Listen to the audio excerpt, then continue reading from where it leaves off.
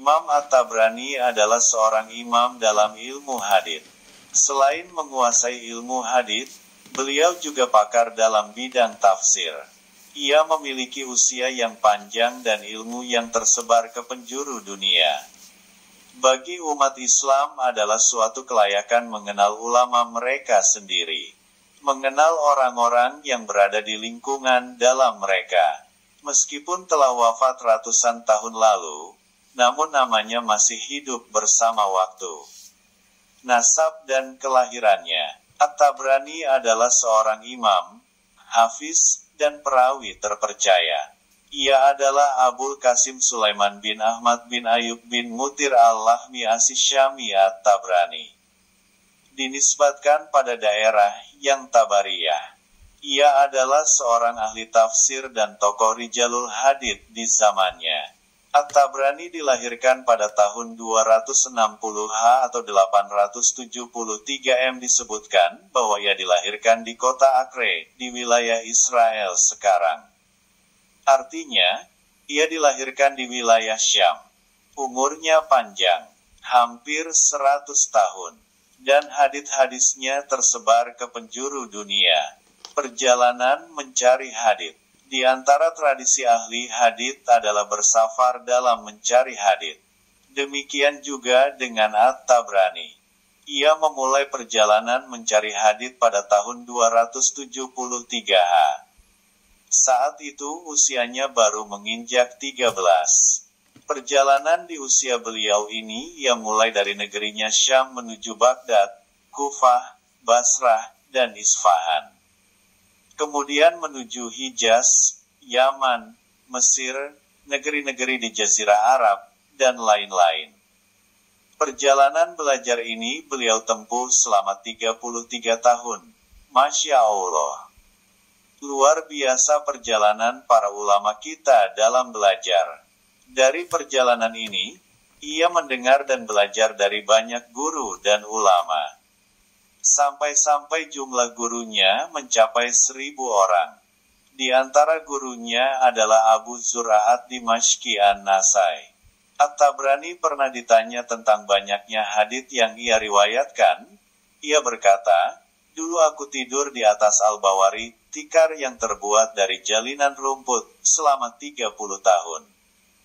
Dari susah payah perjuangannya untuk menjaga kemurnian agama Allah ini, Allah kekalkan namanya hingga sekarang." Pujian para ulama. Di antara pujian tersebut adalah ucapan Imam Az-Zahabi rahimahullah, dia adalah seorang hafiz yang masyhur. Seorang musnad dunia. Beliau juga mengatakan, At-Tabrani ibarat ahli penunggang kuda dalam permasalahan hadits ini. Bersamaan dengan kejujuran dan amanahnya. Di kesempatan lain, Az-Zahabi mengatakan, dia adalah imam, al-hafiz, seorang pengembara dalam ilmu, dan seorang ahli hadits Islam. Senantiasa hadits-hadisnya diharapkan, bernilai sedekah, dan dicintai. Ibnu Jauzi berkata, At-Tabrani termasuk salah seorang pemuka hafiz. Ia memiliki karya-karya yang bagus. Ibnu Uqdah mengatakan, aku tak mengetahui ada orang yang lebih mengetahui hadits melebihi At-Tabrani. Dan juga tidak ada yang lebih hafal sanad melebihi dirinya. Seorang menteri Ibnu Al-Amid berkata, aku tidak mengetahui di dunia ini ada yang lebih manis dan lebih lezat dibanding kekuasaan dan jabatan menteri yang aku jabat sekarang sampai akhirnya aku melihat pengajian Sulaiman bin Ahmad At-Tabrani dan Abu Bakar Al-Juwabi. At-Tabrani mengalahkan Al-Juwabi dalam banyaknya hafalan. Sementara Al-Juwabi mengalahkan At-Tabrani dalam kecerdasannya dan kepintaran. Kemudian terjadi dialog antara mereka hingga tak diketahui mana yang lebih unggul di antara keduanya. Al-Juwabi mengatakan, aku meriwayatkan hadits yang tidak ada orang yang meriwayatkannya di dunia ini kecuali aku. At-Tabrani menanggapi, coba tunjukkan. Al-Juwabi mengatakan, Abu Khalifah telah menyampaikan kepadaku. Sulaiman bin Ayyub telah menyampaikan kepadaku, kemudian dia sampaikan isi hadisnya. At-Tabrani mengatakan, akulah Sulaiman bin Ayyub, dan aku mendengar hadits itu dari Abu Khalifah. Al-Juwabi pun merasa malu. At-Tabrani mengunggulinya. Ibnu Al-Amid melanjutkan, aku berandai kalau saja kementerian dan jabatan ini tidak diberikan padaku. Dan aku berandai menjadi At-Tabrani.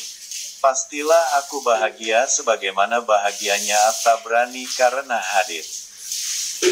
Abu Bakar Muhammad bin Ahmad bin Abdurrahman mengatakan, At-Tabrani sudah dikenal walaupun tidak disebut keutamaan dan kontribusinya. Ia menyampaikan hadits di Isfahan selama 60 tahun. Yang mendengar darinya adalah seorang bapak, kemudian nanti anaknya, kemudian nanti cucunya. Bahkan sampai ke cicit mereka. Ia adalah seorang yang luas ilmunya dan banyak karya tulisnya. Dan di akhir usianya ia mengalami kebutaan. Karya-karyanya, At-Tabrani melahirkan banyak karya ilmiah berupa buku-buku yang bagus dan bermanfaat. Yang paling terkenal dari karya-karyanya adalah Mujamnya. Baik Mujam Al-Kabir, Mujam Al-Awsat, dan Mujam Ish-Sagir. Dalam Mujam Al-Awsatnya ia mengatakan, buku ini adalah ruhku. Karena begitu lelahnya ia dalam menyelesaikannya. Karyanya yang lain adalah pembahasan tentang Kitab Ad-Dua, Kitab Isyratin Nisa, Kitab Al-Manasik, Kitab Al-Awail, Kitab As-Sunnah, Kitab An-Nawadir, Musnad Abu Hurairah, Kitab At-Tafsir, Kitab Dalail An-Nubuwah, Musnad Syu'bah, Musnad Sufyan, Kitab Hadits As-Syamiyin, Del. Wafat. Setelah perjalanan panjang mencari hadits, Imam At-Tabrani bermukim di kota Isfahan. Ia menghabiskan sebagian besar usianya di kota Persia itu. Hingga ia wafat di kota itu pada tahun 360 Hijriyah atau 971 Masehi. Saat itu usianya kurang lebih 100 tahun. Semoga Allah merahmati beliau dengan rahmat yang luas. Tunggu sebentar.